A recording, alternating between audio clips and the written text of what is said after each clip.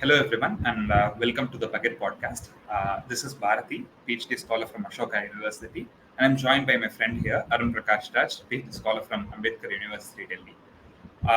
Pagir began as a YouTube channel in 2017, and during COVID lockdown, we conducted weekly programs on different topics.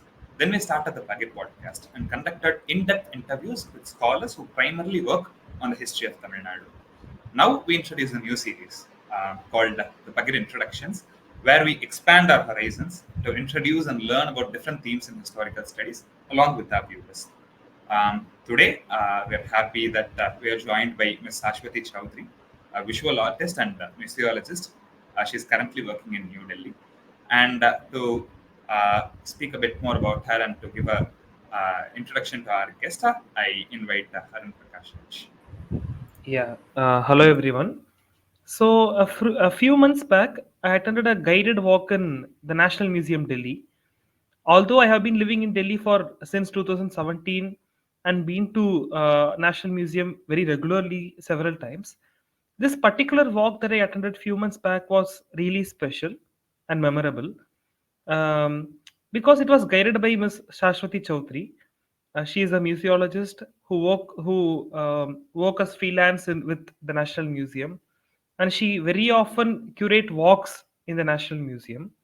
And I happened to attend one of her walks, and it took nearly 4 hours just to complete a single floor of the museum, just to go around the ground floor of the museum to different section and complete viewing each artifacts. It took 4 hours because she was like very keen in explaining each sections of the museum in a very detailed and nuanced manner. So it was really an immersive experience, and day by day we could also see her walks getting popular among the students and other history enthusiasts around Delhi. So if I open the social media and then like any history pages related to Delhi, they often organize this walk led by her within the National Museum. And after end of the walk, I requested her whether she can come and have a discussion about with us on the museums in Pagir, because like not every time we get a chance to meet a museologist, a professional museologist who can give us a very comprehensive picture, an introduction about what a museum is. So we requested her, and very generously, she agreed to come and have a discussion with us in Pagir. So thank you for coming here, ma'am. So Sashwati Chaudhary, she is primarily a visual artist. She exhibited her drawings and paintings in 11 solo exhibitions. She also taught art in institutions like Delhi Public School, Amity University, IVS School of Design, and many other places. She also worked in TV show productions. She was a deputy director in the Craft Museum, Delhi, and right now she is a free. She works as freelance, as I told before, in Delhi in National Museum. Apart from this, she writes regularly in magazines, organize workshop for both adults and kids. Um, and now we are so happy to have her here to have a discussion about the museum and to learn more about what museums are, the history of museums in India. So welcome, ma'am. Welcome to Pagir. Uh, so before we go into the questions on museums in general, please tell us about your professional career, because you are an art practitioner, a teacher, and right now a museologist. So tell us about your different phases of the career, how you become an artist, then how you became a museologist, your journey, your professional career journey. It would be like inspiring for us to know. Yeah. So, as you narrated, and I already told that I'm basically a visual artist, and being a visual artist, it was also an accidental happening in my life because I was a daughter of an engineer, and we had a fabrication factory in Calcutta. So, it was in our factory cranes. We used to make cranes, so it is completely different area. And I used to work with my father, but my father, besides being a engineer, he was a great photographer. So in our home, we had a dark room, And before moving to Calcutta, we shifted many cities around the country because of my father's transferable jobs. And always I found my father clicking photographs of heritage areas. And I still remember in Delhi, Qutub Minar, he made a series of photographs. It is a photo story and focusing on its aesthetics. So all those things during my childhood, it impacted. And my family made sure always visiting museums, and my father always used to speak about importance of museums in human life. So all those things actually created a love for museum since my childhood. But frankly speaking, I did not know about any museology course existing in our country. So even I did not know art colleges are there. So I was typically science student and was studying science, doing BSc with mathematical honors. So suddenly it just happened to my life that somebody took me to Government Art College, Calcutta. It is the same building of Indian Museum. Last gate of Indian Museum is our college. So I went there and I fell in love with that building because it was made during British time. So that kind of architecture, all those aspects attracted me. So I got admission form, and finally I got into fine art courses. So while I was doing course, so I frequently used to go to Indian Museum, and I used to sketch and draw, paint all those artifacts. So again, that a love grew inside me. But definitely, I was not prepared for museology, which we are talking about today. So I immediately got the job in DPS as a junior teacher, and then that teaching in DPS continued 16 years till 2004. 2004, I joined Amity University. Then also, I came to know about museum courses, but it was not in my schedule because I was continuously working. So it was not possible to leaving my job and join some regular MA course. So that opportunity came much later. Between that, you already told that I worked in TV serial and all those this animation field, all those job opportunities came. So I did not get any opportunity to study further. That chance came to me when I was already 48 years old. So I asked them in museum, this National Museum Institute. That time it was inside the National Museum. It was 2011 when I joined. So most of the admission test questions, were based on Indian Museum, which I knew very well. So I got the chance, and that is how I got into museology. And after that, 2015, I for a small, like short period, I was deputy director in Craft Museum. My experience was not good. So again, I shifted to my fine art field, and I did other jobs. But definitely, I wanted to stick to museum because of my love, and my opportunities also in some way close to me, and I am continuing.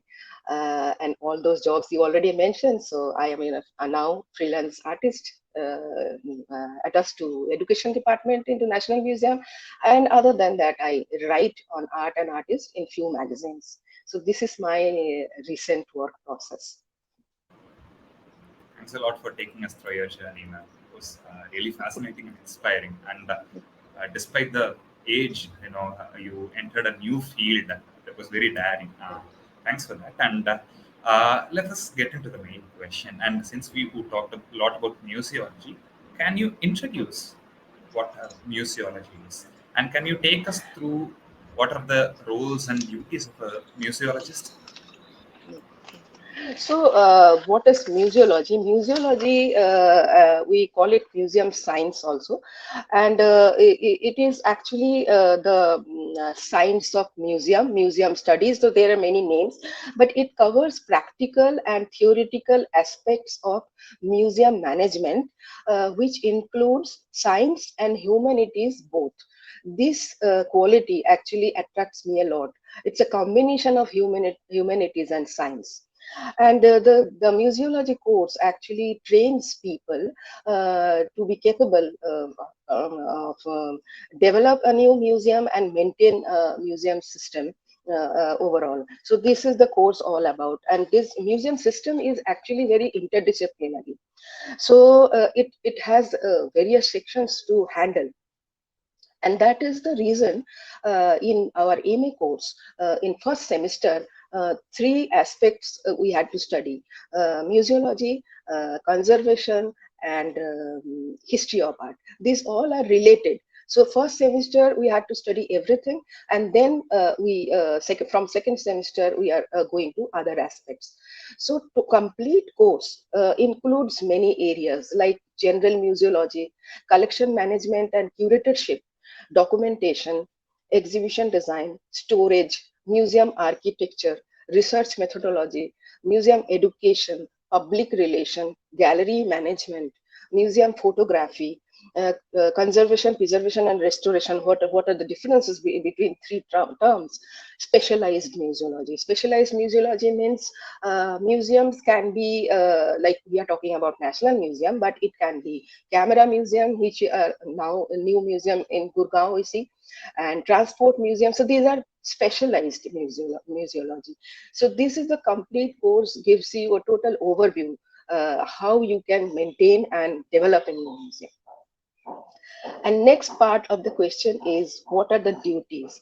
Now, duties, museum duties are not very well defined. It is as it has a lot of diversity. Uh, there is no fixed duty or rule which can be applied in all museums. It's not possible. So it depends on the nature of duty you get, and which museum specifically, that matters. Otherwise, after doing this MA course, people can join for administrative job like director, deputy director, all those things. Otherwise, curatorial positions like curator, assistant curator, reader, documentation officer. Nowadays, there is a digital section, so that kind of work can be done. So there is many duties. How you get your position according to that. And about duties, I feel that it is in service experience teach you better that what you have to do.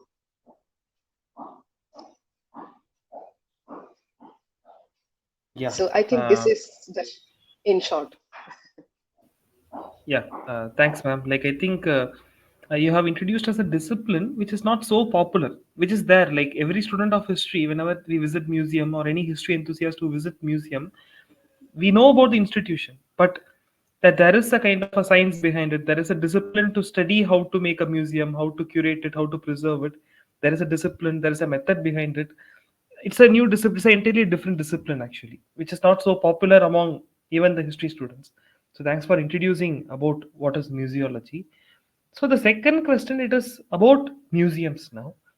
So in general view, as well as our understanding, museum seems to be a place where antiques and artifacts of history are collected, preserved, and exhibited for public viewing. That is our common understanding of museums. So, at what point in human history did these museums emerge?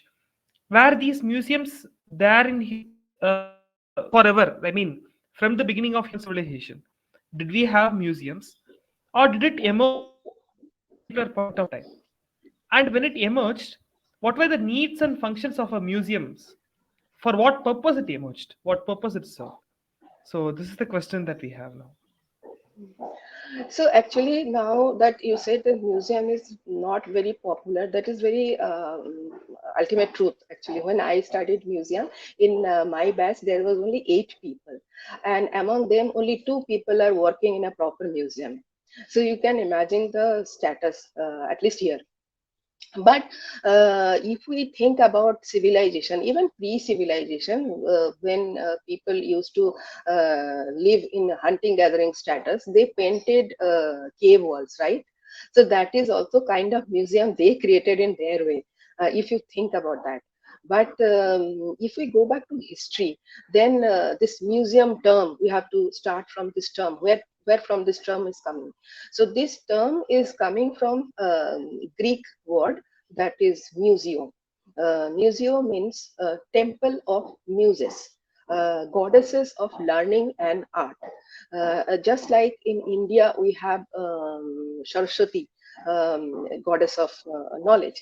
So in Greece also it has something like that. So from that, this concept emerged.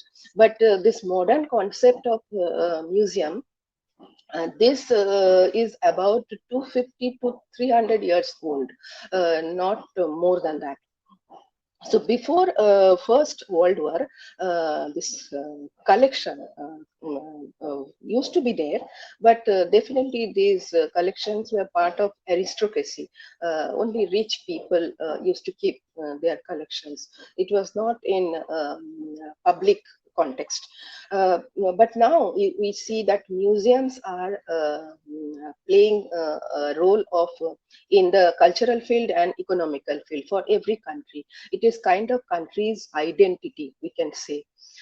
So that way it evolved gradually, and beginning was definitely in Greece.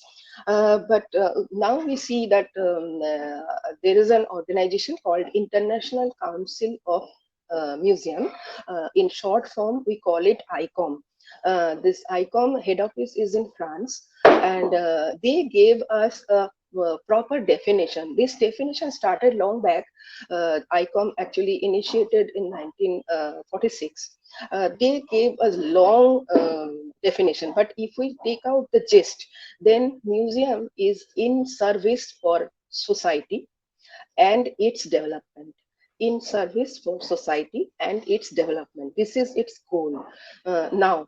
And ICOM started working internationally in 1977, and at that time only, in the conference they have decided a date, 18th May, to celebrate Museum Day worldwide. It is tomorrow this year. And from 2004, it started working in Asia. So this is the brief, like how it started.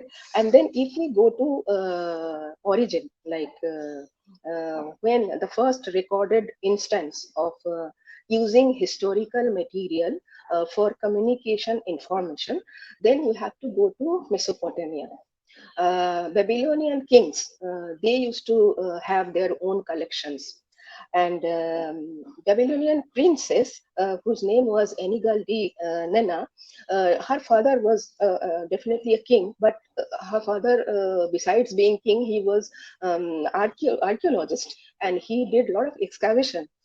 So his daughter, the princess, created a school museum kind of a thing, and which was created in 530 BC. You can imagine, it is long back, and it is a kind of public service because she created this for teaching young people. And if we go to Greece, then we find Aristotle, who lived between 384 to 322 BC. He also used his own collection for teaching. You can see this how early it is going. Then we later we go, but whatever these individuals are doing in Greece and Rome, museums are not public place. It was meant for philosophical discussion only. And then we know about Museum of Alexandria, which was in Egypt. And this museum was with a college and with a library. It is like a university. So this was founded by Ptolemy I Soter. If we go to historical facts behind this museum, then we find that this museum was created also based on Aristotelian ideas, because one of the follower of Aristotle, whose name was Demetrius, who was actually guiding force for making this Museum of Alexandria. But unfortunately, we know that it was destroyed later. But in classical Greece, many art collection came up based on temple offerings. and they used to keep in treasuries, and a group of people used to maintain those artifacts and allow viewers to see those artifacts, taking small fees in classical Greek. So you can see this is like modern museum. We go and buy ticket and visit museum. So this happened in 5th century BC. So paintings also they kept in on display, and sometimes they provided shutters on paintings to protect them. And this is coming like conservation idea. So all these things happened in classical Greek. And after the fall of Greek, Romans actually looted all Greek artifacts. Private collections developed out of those loots, and some collections definitely reached to temple also in Roman temples, and they were great collectors.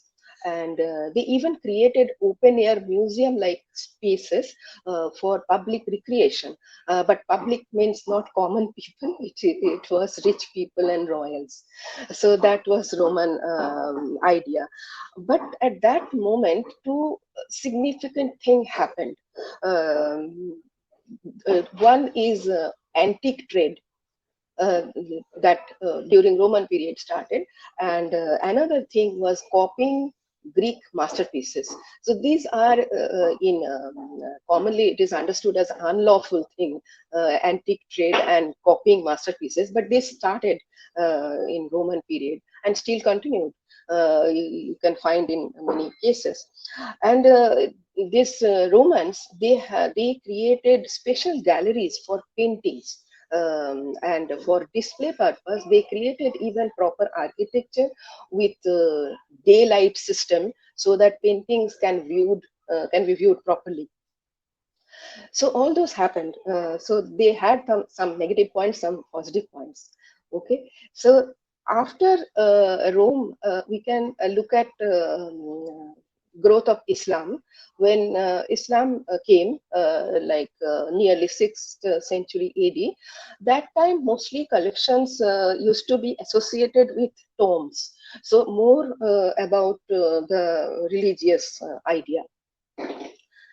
So, but there were some exceptions also, like Fatimid dynasty in Egypt. They created an academy, and they had some collections at palaces. So again, definitely it is a royal collection. And if we look at Chinese people also looked at past for their guidance and information. So collection was in practice, and the kings who patronized calligraphy and paintings, they were great collectors. And in Japan also similarly, collection was part of aristocracy. Rich people always wanted to collect something. They had, and sometimes those collections were shifted to temples. Like for example, if any family is having big collection and next generation is not willing to take care, or there is nobody to take care, so they in Japan they used to shift those collection to temple. So it is then temple's treasury. So these are different countries they were doing about the collection.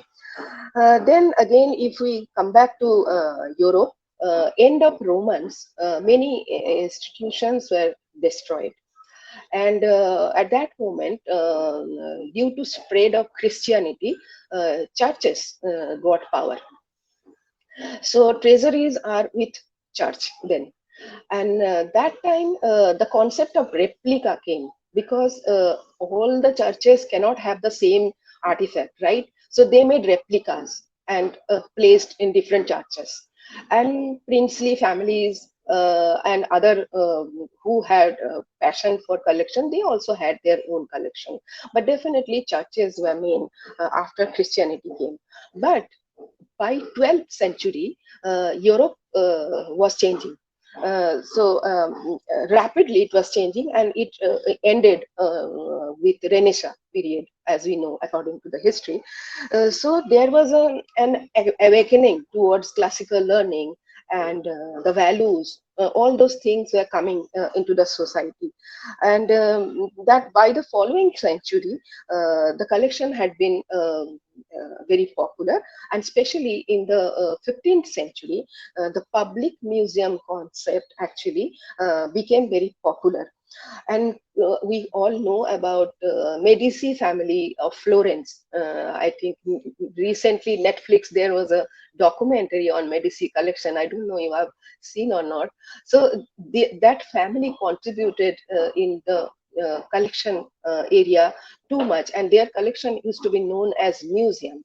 They started their collection process in 1389, and it ended almost not almost, it is 1743.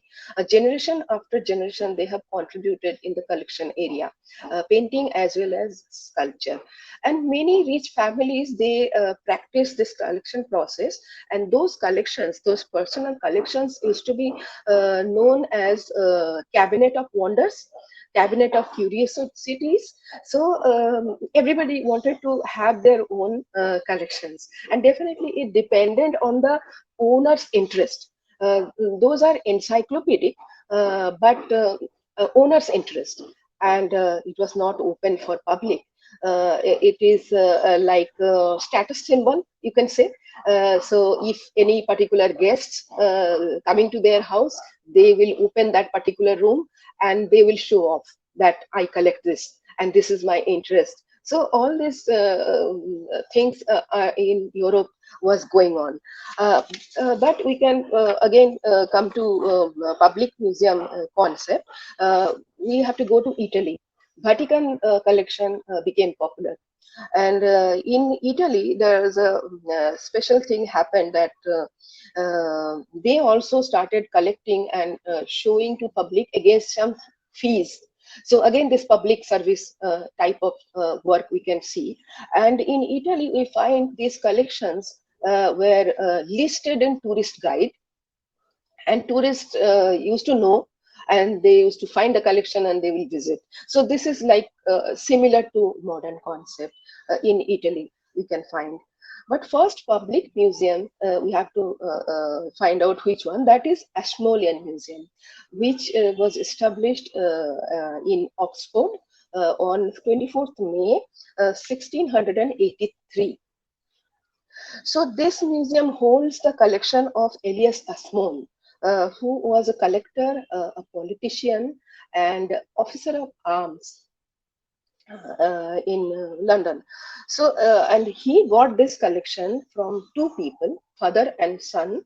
They were known as John Transcant, elder and younger, father and son. I just told you. So, John Transcant, elder, the father, who actually started his career as gardener, but he happened to be a traveler and a great collector.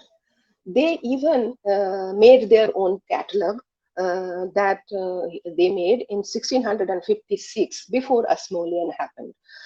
So actually, Elias Ashmole collected these people's collection and created Ashmolean Museum. So this is the history of that particular museum. And finally, the public museum concept was established when 1753 British Museum was established. It was based on Sir Hans Sloane collection, and he had a big collection of 71,000 objects. This huge number of collection actually made the foundation of three museums, that is three institutions that are British Museum, British Library, and Natural History Museum of London. So this is the beginning of our modern concept.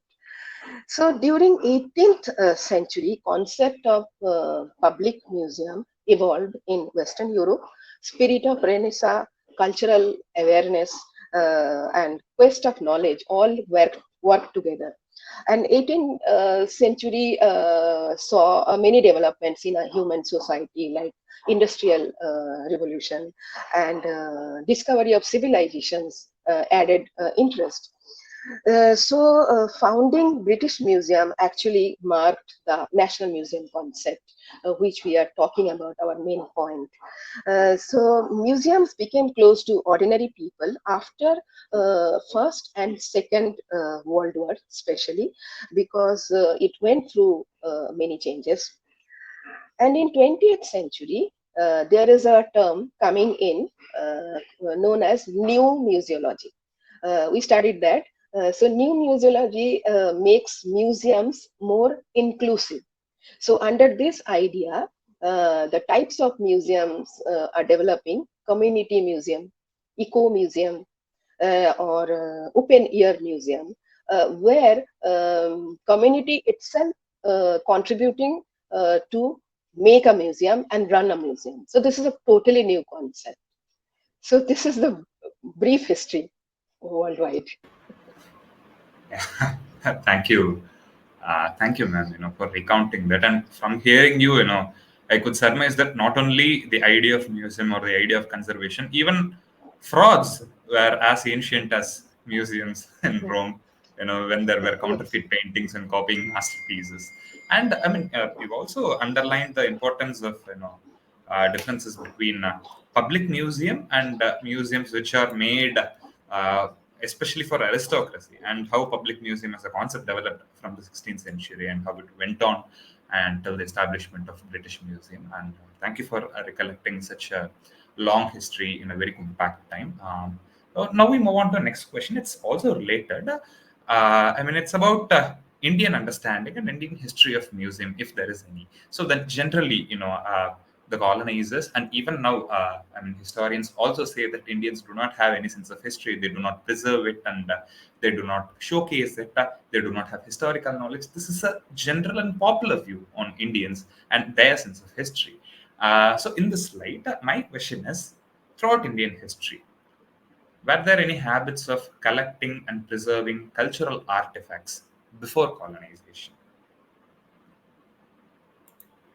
Before we talk about this, we have to broadly understand few aspects, like what is museum. Museum is a cultural institution. Culture is a complex idea, and it depends on the local culture of the stakeholders, whether they will run museum well, or they will have this kind of idea as a good idea and continue. So these questions actually comes in, and I will mention one word, one term, that is museum culture. uh, Museum culture means how a museum will function, how a museum will function in a particular country with a specific culture setup, that we have to understand. So museum culture in Europe is different than museum culture in India. Okay, so this we have to agree with, and on this basic understanding, we have to all agree that India is religiocentric culture. India has. So that is a problem area actually. Any secular idea to flourish in religiocentric culture is difficult, and museum actually a secular idea. Maybe it has some religious background, but it is a secular idea. In India, art is mostly considered as sacred, and art practice is considered to be spiritual self-realization. So this background is makes a difference actually. So art is mostly part of temples. Ancient images are cult icons, maybe created for some rituals. We can say that India, in India, temples are museums, you can see, but definitely it does not match with public museum concept, which we know at global scenario. So that is the problem area we have. That is why there is no such record of evolution of uh, museum collection idea found in ancient India. Uh, like we discussed previously, in Greece there was a temple of muses, and that was the beginning of museum idea. Here also we have Saraswati, but we did not do in similar way. The collection history we could not develop. Even goddess Saraswati is known as Bag Devi. That means she is goddess of speech. Uh, but we are taking it more religious way. In our ancient text, and definitely in royal documents and other records, there are many mentions of chitrashalas, Vishwakarma Mandir, Chitra Bithis, all these mentions are there, but no such evidence is we are getting, and any documentation process we did not find yet. There is a local term, Ajab Ghar. I think we all heard about. So this is Ajab Ghar means museum. Maybe some collection used to be there, and we used to call it Ajab Ghar. Even in Calcutta Indian Museum in Bengali, in my childhood, they used to say Jadu Ghar. Jadu means magic. This kind of understanding we always had, and even in medieval Indian texts, we find Tosha Khanas and Sangrahalayas of kings. So these are again the royal collection. So we can compare this with Western idea of cabinet of wonder, cabinet of curiosities, but no public museum concept anywhere. And Ajanta cave, again, you can take it as great collection, because Buddhist monks lived there and they made a gallery on their own. Maybe it is a religious point of view, but it's Indian style of painting. It's a great museum in itself, right? But it was lost. Again, British found it and established, wrote about it. That is how we came to know. So we generally ignore our history. That is our public attitude. Sorry to say. And in Humayunama, it is mentioned that exhibition of arms. They used to display arms in Shamiana. Shamiana means tent. So this kind of description we find, and Buddhist stupa always preserve the relics. That also we find. So these kind of small examples we can say, but there is no evidence on public museum history in modern India. There is no doubt we find royal document and include some as a library. What we had, stone inscription and palm leaf scriptures, or copper plates. So all those you can compare with libraries, ancient libraries. So these were with us, but we did not have proper management system. So that management called museum. And in personal capacity, many kings did many things, like Firoz Shah Tughlaq. He repaired many monuments and many mythological institutes and many translations. So many things happen, but it is definitely their personal capacity, not that in society is having proper public system. There was nothing like that in India. Uh, Thanks for that, ma'am. This brings us, to my next question also, and a general comment about how we cannot measure one society with the yardstick of another, and how museum and conservation in Europe is different from museum and conservation in India, and also the idea that museum is a secular concept is very new, and we can think about it later also, and. So, following through that pre-modern history, let us come to the period of colonial modernity, where we see first museums being established in Calcutta and Madras, I suppose. Can you tell us a bit more about the first museums in India, and what was the role of colonialism in establishing and formation of such museums? In In India, public museum concept developed when British reached in India. They came into India in 1639. The British introduced museum system first in Bengal, then it went around the whole country. So the museological concept which we are discussing today, it is completely Western idea. It is not Indian.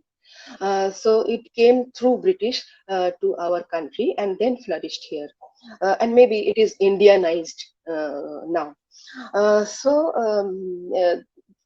We have to again point out that our this religious background of country mood is always working behind it.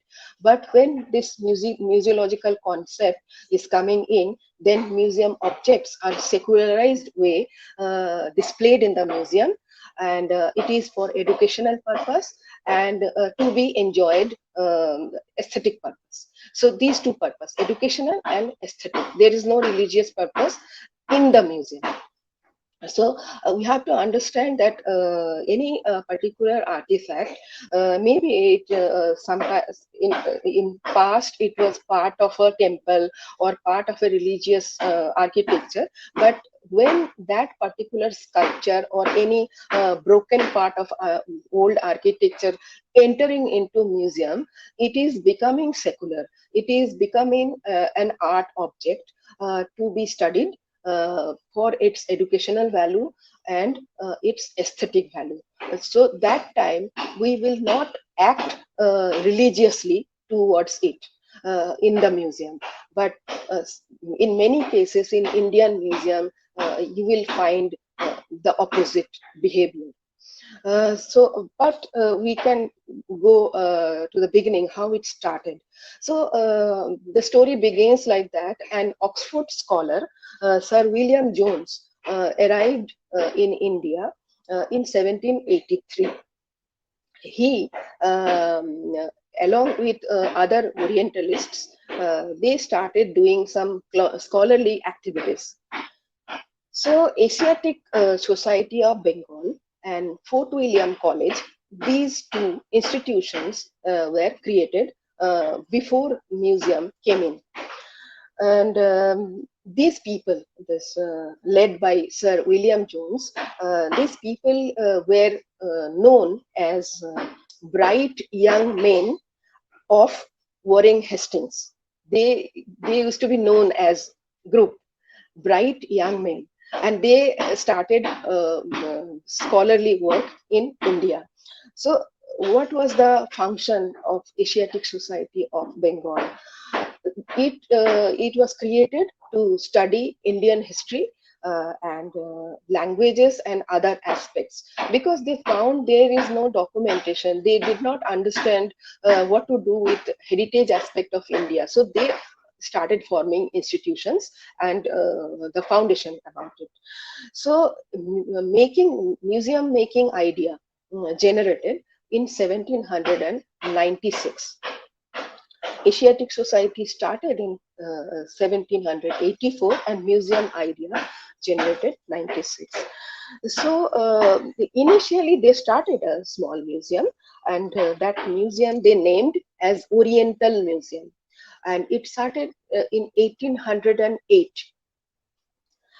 And later this collection was shifted to larger building, which is now Indian Museum, and they named it Imperial Museum. So Imperial Museum started in 1814, and that is how 2014 was 200 years of museum movement in India. So it started as Imperial Museum, but when 1866 Indian Museum Act was passed in Parliament, then name changed. It became Indian Museum. Until now, we know this at Indian Museum. So this is the beginning of a museum movement in India. And Indian Museum is first in Asia, first in India, and largest in India so far. So it has a lot of significance. Now, who are the people behind it? The main driving influence was from Dr. Wallich, who was from Denmark. and he was basically a botanist. So he was honorary curator, first curator, and he initiated first publication of catalog of Indian museum artifacts in 1849. And this valuable collection, there is a small valuable collection still in the society, Asiatic Society office in Calcutta. If we go there and we can see, there was a first international exhibition happened in Indian Museum, that happened in 1883. Along with this museum building, there was Geological Survey of India office. It is still there, and Government College of Art and Craft, where I studied. I already mentioned. So these all buildings are together in a line in Chorangi Road. Now the road name changed. So anyhow, this is the beginning. Now after Calcutta, next is Madras.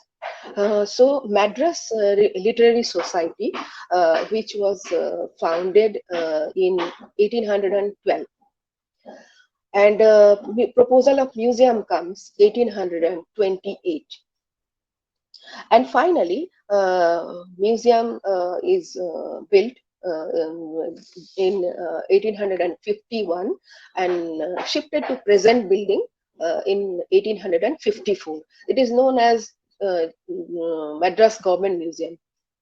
Right now, it is known as like that.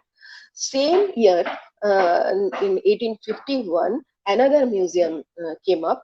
That is in Karachi, and it was named Victoria Museum. That was the third museum in Indian subcontinent. And after that, Tribandam Museum came up in South, which is in Kerala now. That was started in 1857. By the end of 1857, we already had 12 museums across country. And one important event happened in 1861. We have started ASI.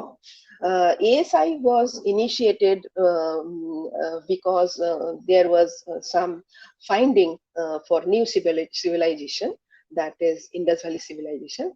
So it was accidentally found, and that is the reason finally Archaeological Survey of India created in 1861. Now, these all happenings actually developed many ideas. And 1863, Lucknow Museum and Nagpur Museum, they both are very important museum. It started. And 1864, Lahore Museum started. And the Museum of Western India, which was known as Prince of Wales Museum in Mumbai, that time it was Bombay. It was started in 1905, which is now name changed, Chhatrapati Shivaji Maharaj Vastu Sangrahalaya, in short form CSMVS, it is known. In that particular museum, very significant collection is Tata collection.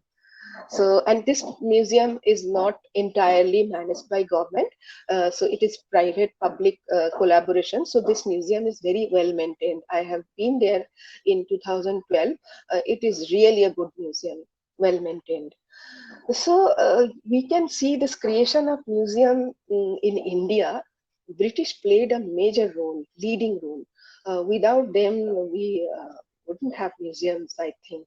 So we may call it colonialism, but definitely it is a kind of development which we did not have before they came.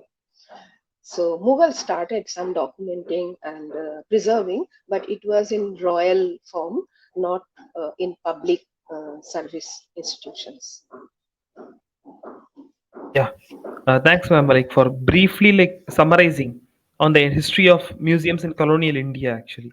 So how it emerged, which are the major centers in which the museums emerged, actually, not just in the British India, but even in the princely states, like you told, Trivandrum Museum, there also it emerged. So how from colonial India it had an influence on the princely states, and then it flourished. The institutions of museum flourished. So thanks for telling it in a very crisp and sharp way. So the next question is, of course, on the post-colonial era. So immediately after the independence, the National Museum in Delhi was founded actually. So in 1949 it was founded. And following the National Museum, a plethora of museums were founded in different states, different regions to collect preserves and showcase the heritage of each state. So why was it necessary for new government, both the central government and the state government, to establish museums? Can you tell the difference between the museums that was established during the colonial era and the museums that was founded by the independent Indian state actually, both the central government as well as the state government? What is the crucial difference between the colonial era museums and the post-colonial era museums, and what was the necessary for both the central government and the state government to build so many museums following the independence? Okay. So, to answer this question, I have to again go back to history of museum movement in India. Museum movement in India has five important phases to note. The company phase, which is 1757 to 1858, and then Victorian era, that is 1898 to 1901. Then next comes the era of Lord Curzon and John Marshall, 1901 to 1928. Then pre-independence era, that is 1928 to 47. Then post-independence era, 47 to 87. These five phases we have to understand. Most motivated era is the third, the era of Lord Curzon and John Marshall. They were greatest motivation for the museum movement in India. The next act, the Indian Museum Act, was in 1866, right? Now another act came in 1904, that is Ancient Monument Preservation Act. This is very important and happened during Lord Curzon. And in during 1900, he visited Asiatic Society of Bengal, and he gave a speech after visiting Indian existing museums. The speech actually is very meaningful, and he described the chaotic situation in museums, absence of qualified people in heritage management. Appointment of John Marshall was highly significant at this stage, because if we look at John Marshall's work, uh, he actively was instrumental to do many projects and many progressive changes in the field of archaeology as well as in museum field, and he really brought meaningful growth in this area. In context of that, I want to mention one. Recently, I read a book on conservation of the Sanchi Stupa. I found a book in Lalit Kala Library with elaborate description of photographs given how that conservation happened, and how John Marshall with family lived there in tents, and how dedicated he was to do the work. Just an example how he did. Even the Indus Valley Civilization, the first published book was written by John Marshall. So he is a big contributor. And this is the actually the brief phases. I think the first part of answer I have given, and then the museology postgraduate course was introduced in University of Calcutta and MS University Baroda in 1959 after independence. So ASI also started a school of archaeology. So later many universities started this kind of courses to help museum field. Museum Association of India started in 1944, and also a journal on Union Museum that also started getting published from 1945 onwards. And in international scene also, we find many changes like UNESCO and ICOM, both came up in 1946. And United Nations, it was formed in 1945.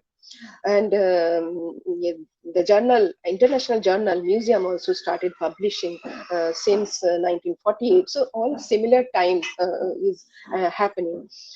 And in 1960, another development happened in India.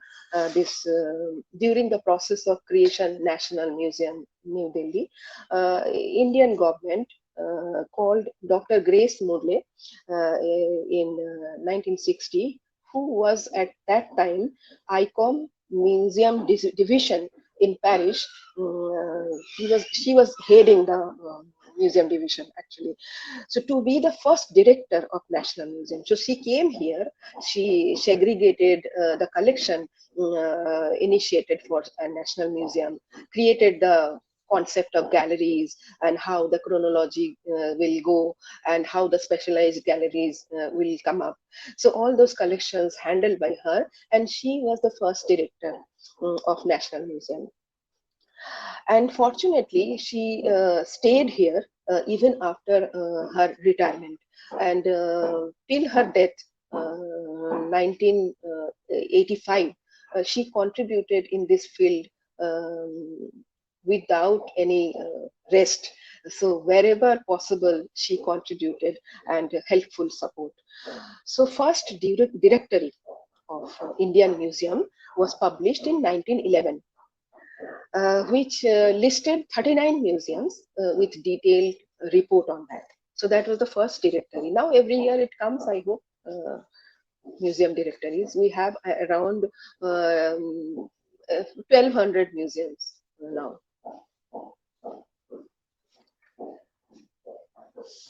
So now, Thanks a lot. so I will continue with the story of how National Museum was created. So I think this is also part of this question. Yeah, man. Yeah, Uh, yeah, so, yeah. so concept of National Museum is to preserve country's cultural and historical heritage. So it serves as national identity, as we discussed earlier. So there can be multiple museum or one museum in one country, but one national museum is required. So after Second World War, this was the idea in every country. So Director General of ASI, Sir Robert Wheeler, uh, he formulated about Central National Museum in India, a scheme with 5 sections. And this scheme actually was having art, prehistory archaeology, historical archaeology, numismatics and epigraphy, and anthropology. It was also decided there will be a conservation department and library. These all designed. And when Lutyens Delhi was being designed, that time Sir Edwin also had a site plan and building idea about National Museum, and that was developed in 1916, long back. But due to First World War, the idea was on hold. Again, the idea was revived during 1919, and 1937, strong recommendation for setting a national museum was formally placed. But again, unfortunately, Second World War came up. So again, it was on hold. In 1939, this idea was carried on by Sir Leonard Woolley. He also contributed many things around the world in archaeology field. He was in India, so he stated in his report that Delhi ought to have a national museum as soon as possible. So this was mentioned in his report. So that was in 39. But finally, it was decided that after the independence, National Museum will be there. So, to begin with this idea, the Royal Academy sponsored one exhibition of art from India and Pakistan, both uh, held at Burlington House in London. So that particular exhibition happened during 1947-48 with 100 objects, selected 100 objects from existing museums. So that exhibition was over in London and came back to Delhi. And in 1949, same exhibition was organized at President's House in Darbar Hall. And when that exhibition was going on, it was decided with that uh, collection, 100 objects, 15th August 1949, it was declared on written that our National Museum is started. So that was the beginning, the birth of National Museum inside President's House. And later, when Indian government was formed in 1951, the process started, and 1955 the foundation stone was laid, and 1960 finally museum was inaugurated, and first director was Grace Mulle, which I already discussed. I was about to say that how establishing disciplines and institutions are important in preserving this activity. Recently, myself and Arun had this conversation about how each sub-discipline ought to have some sort of journal and some sort of courses in order to maintain and for the flourishment of that particular sub-discipline, and establishment of institutes to promote museums are important. Courses on museology is important for furthering the cause of museums in this particular manner. Thanks for recounting that journey and mentioning about the grander history of museums in India, especially in the colonial and post-colonial India. And when we think of museums, usually our mind goes to places like state museums and national museums in Delhi. And but there are many other types of museums as well. As you've already mentioned in the other question, you said about community museums, religious museums, and there are quite a few others, car museums, vintage car museums, and there are war museums, artifact museums, and tribal museums. It's such a dynamic field, right? When we speak about museums, there are so many different varieties coming up, and so many subgroups and subdisciplines of museums are coming up. And can you tell us a bit more about the varieties of museum in this particular scenario?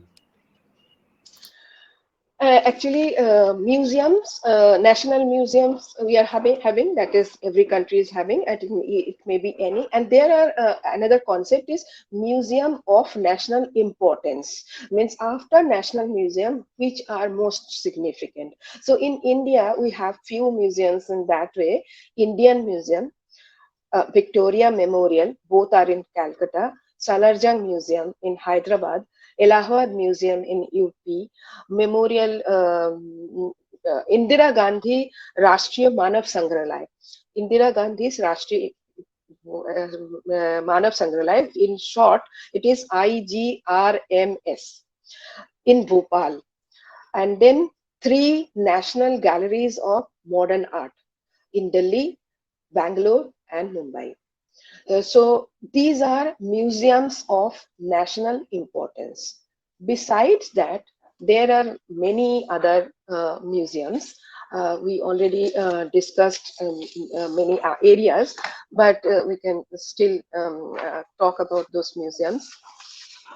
Like we have state museums. For example, I will mention about Bihar Museum. Bihar Museum is doing very well, and I did not go there, but I heard that a lot of development, advancement it has done, and it is really a good museum as a state museum. So this series of state museums started in 1921. So all states they have. There are museums supported by municipal corporations, sponsored by societies and individuals, university museums, forest museums, medical museums, science museums, craft museums, natural history museums, many more ideas we can explore. That new museum I mentioned earlier, that is Camera Museum and Transport Museum. So even as simple as we use a writing pen, uh, there can be a pen museum. I think in America we have a museum of pens. So anything and everything come in this field, we can add it. So if we want to study and explore history, there is no end, and we can make a museum. And very recent another idea was partition museum. First partition museum was for in Punjab, I think, and now in Bengal also having some partition museum, because Bengal also experienced two partitions. One was during British period and one later. So Bengal also has partition history, which is not much discussed about, but it has stories. So this kind of museums we can come up any new ideas. Yeah, thank you, ma'am. Like when you talk about like different kind of museums, like a couple of my friends visit Goa, and then they found there is the alcohol museum also. There was a museum for alcohol. So and like it was in Goa actually, like, and a lot of churches in Goa, each of the churches have their own museum. Apart from the main places where you go and do worship, there is like a different museum dedicated to the separate church, because each church has its own history, and to narrate the history to the people, they have their own museums actually. So my friends who visited Goa share those things. Yeah. Like you said, church museum, I can mention here as temple museum also. I went to Ahmedabad in 2017, I think. In the actually, I am a member of life member of Museum Association of India. So we have yearly conferences in different places and with a specific theme. So at that in that particular year we had a theme of temple museum. So we went to Ahmedabad. There is a temple museum in Lakshmi Narayan temple. So it's the artifacts belong to temple only, but beautiful museum inside the temple building they have made, and they are maintaining it. So it is always a different concepts, new concepts. Alcohol museum is very much there. Actually, we have to understand whatever material is in human use, human life, that can have its own history. So at this time, big history in front of us. Yeah, yeah, that is very true, ma'am. Yeah. So the next question, like it is related to again the museums in India. So as students of history, like whenever we visit different museums in India, especially the government museums, we feel that like the government museums are very poorly managed and they are less appealing. I'm not talking about the national museum, but other museums like regional museum, district level museum, and tiny museums. So and while we are discussing about the alcohol museum or church museum or like temple museums, they are mostly private museums actually, or as you told, like the government private partnership museums, like the partition museums. And I have visited Australia like last year, and mostly I spend my time on visiting museums there, and they are too good actually. So so as a museologist, as a person who studied about museums and who work with museums, what is your perspective on the conditions of Indian museums? Why is it not as good as the museums in the first world countries? So, what would be your suggestions to improve the quality of our museums? That would be the next question, ma'am. Mm. So again, I will go back to one particular term, that is museum culture. I already discussed that our museum culture is problematic. The reason behind it, we are too religious. And again, we have to see a few points, like what is the importance of museums? Do we know why museums are there? There are main 4 points. Museums are custodian of heritage. It is for education. It is for aesthetics. and it is a place to promote unity. If you look at these 4 points, all 4 points are weak in India. Custodian of heritage, we are too ignorant about our heritage. Sometimes people say we have so much of heritage that we don't care. You will definitely hear this statement commonly, and people talk about it and laugh it away. Uh, but it is a serious thing. We should think about it. That if we have so much, then we are here to care for it, right? That we are not doing. So, because these 4 points are weak, the problem areas are big: lack of vision, expertise, lack of staff. Lack of staff is such a major problem. I don't know why government is not doing anything about it. I don't know. I am not government employee. I'm just a freelancer, and I applied many times, but always rejected. So I stopped applying. So lack of staff, conservation issues. Again, I can discuss that 12 years back, when I started regularly visiting National Museum because of studies and other areas. National Museum has a great conservation department, and previously National Museum had two directors. One is DG of the total museum, and another director for conservation department. um, that time there was a director in conservation department, and he was my teacher. So when he retired in 2016, that place is still vacant.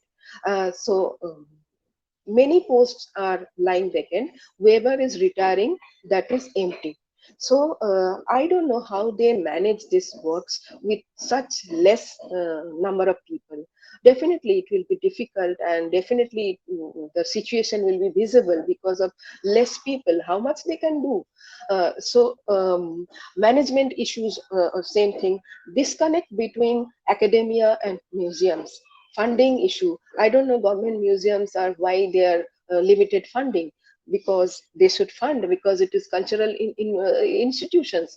And when we are telling that museum is our country's identity, whoever is coming from outside, they visit National Museum.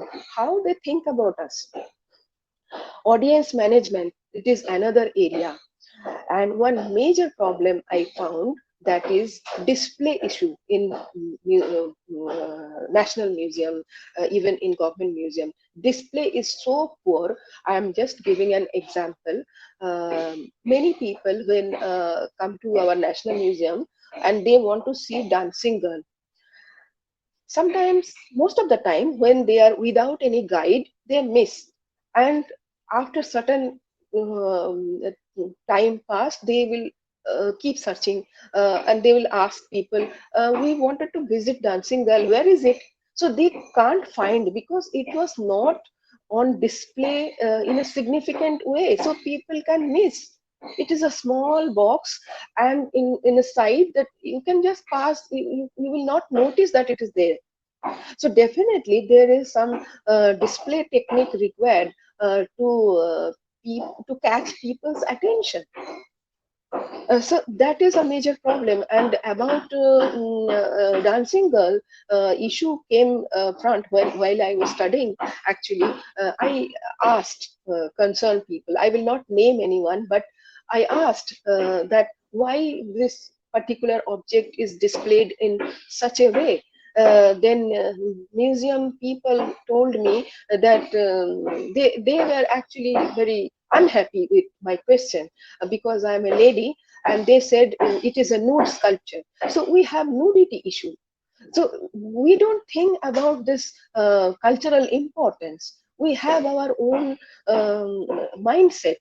So we have to satisfy those things before we go for display in a good manner. So, as earlier I mentioned, India is religiocentric culture. So this religiocentric is creating problem everywhere. So we should not do that, we should not do this. So this progressive ideas are somewhere blocked. So definitely funding will not come. If funding comes, then somebody will improve the situation, right? So things are limited. So this ideology is never changed, and always there is a challenge to carry forward a progressive idea. So in my when I was studying, there was an assignment. Just for an example, I'm telling one object display. So I chose the object dancing girl. So for the choosing of the object, I got a scolding from my teacher. But I wanted to stick to that, and finally I did proper design to a model display space with the dancing girl dummy, all this thing. But they gave me less mark because I chose dancing girl. This happened. So I cannot deny I experienced it. So I feel sad, but what to do? So, and in National Museum now at present, you will see the neglect in a maximum level. Every alternative space you will find there is a sticker that this sculpture or this artifact gone for G20, gone for some exhibition. So, and last few months it is lying like that. So when a visitor comes, those missing artifacts are creating trouble.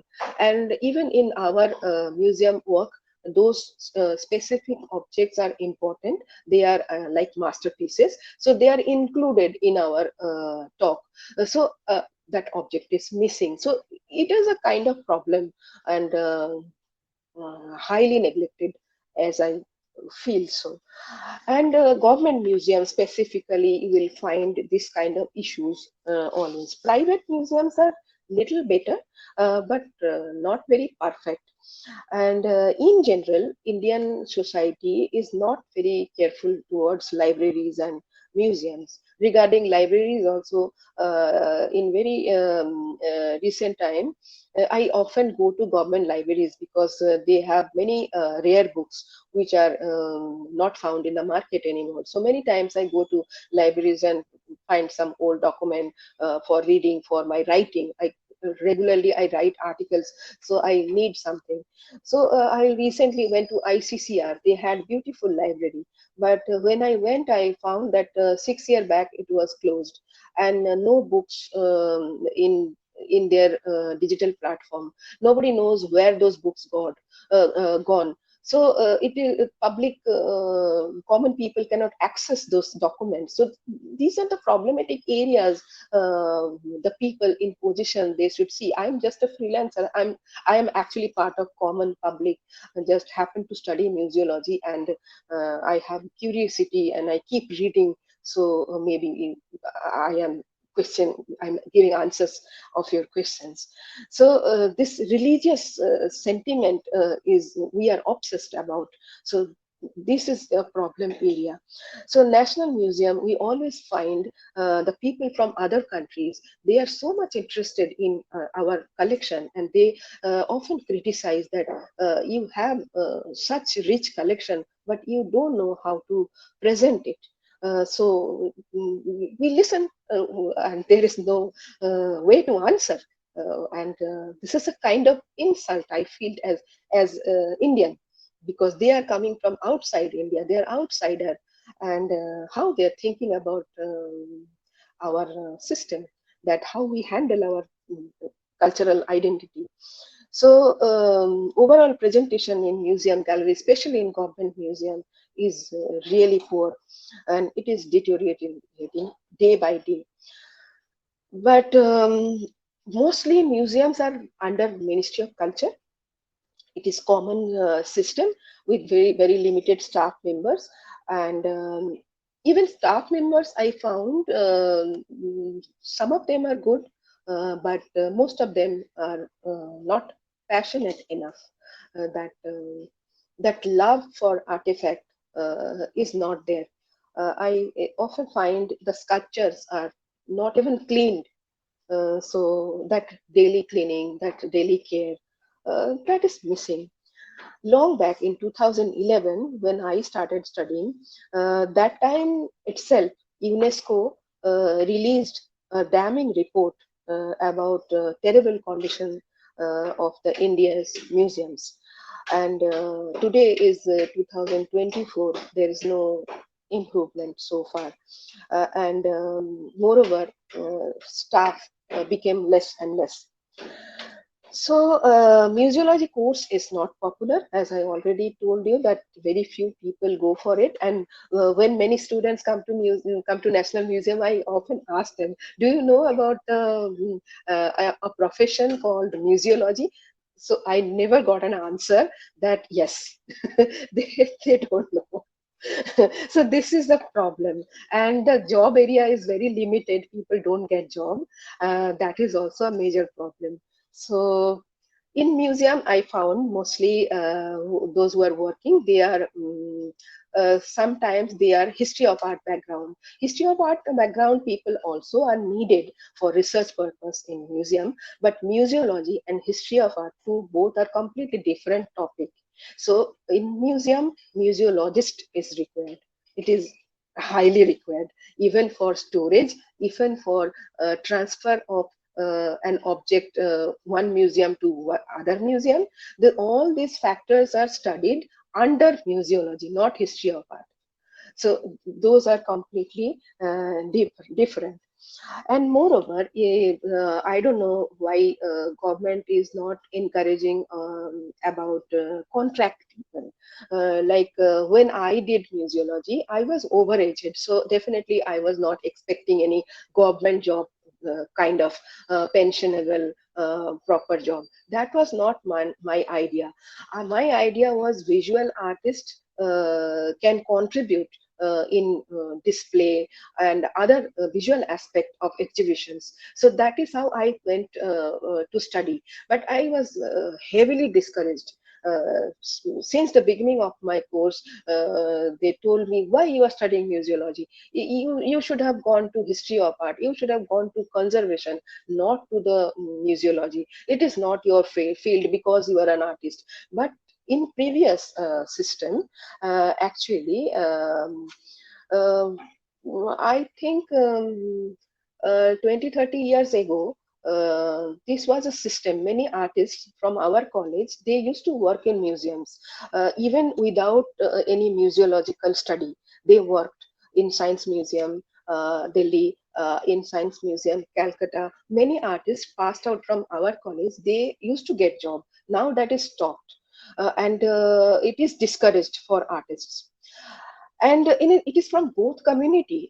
When I talk about museum in artist field, my artist friends are also not very interested in museum field. Why this problem is there, I don't know. I don't understand, because I find link between these two, and I feel that I could have contributed. So very small short period I was working in craft museum, but that was a total unfortunate experience. And due to that experience, I even had to go to court through right to information act, because they put false blame on me. To prove my honesty, I went to court, and I got favorable court order within a year. But court order was not respected by Craft Museum Authority. So I did not continue fighting, because people advised that you are a contract person, so it may be very harmful situation. So leave it there. So at least to prove, I went to court, and I have a court order to prove my honesty.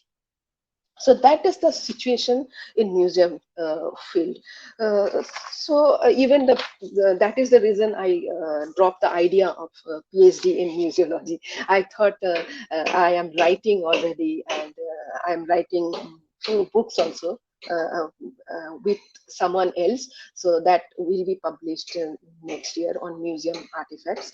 So that is in process. So from outside, I want to contribute something. So that is the points I wanted to mention. Yeah. Thanks a lot, ma'am. And so, a lot of things to unpack here. And when you speak about religious sentiment impeding the study of museum and impeding the preservation of things, I think it's also true for a lot of us today. And since historians also face the same deal as you said, and I mean, we've heard that a term museology exists, but we did not know that it's a course, and so it's an introduction for us too. And when Arun mentioned about museologist, I thought that it was a position, and I did not know that it was a study as such. So, I mean, it's a great introduction to the scientific study of museum. And when you mentioned about dancing girl, I was shocked to hear from Arun that that is the actual dancing girl sculpture in National Museum in Delhi. And I mean, it was shocking for me because I thought that it was a replica, and then I just crossed over and I came to know that it was dancing girl thanks to you. I mean, and through Arun. And yes, we definitely do need more museologists and more funding for a smooth operation of our museums today. And thanks a lot for joining us today. We learned a great deal about the history and current conditions of museum and about the field of museology, the scientific study of museum. Uh, we wish you all success for your future endeavor and current endeavors. And we look forward to reading your books, which will be coming this year or next year. And thanks a lot for joining us, ma'am. And uh, we say to our viewers hi, and thanks for staying this long, and stay tuned for more interviews. Do follow us on Instagram, YouTube, and Spotify. More interviews are coming, more talks are coming, and thank you. See you. Thank you.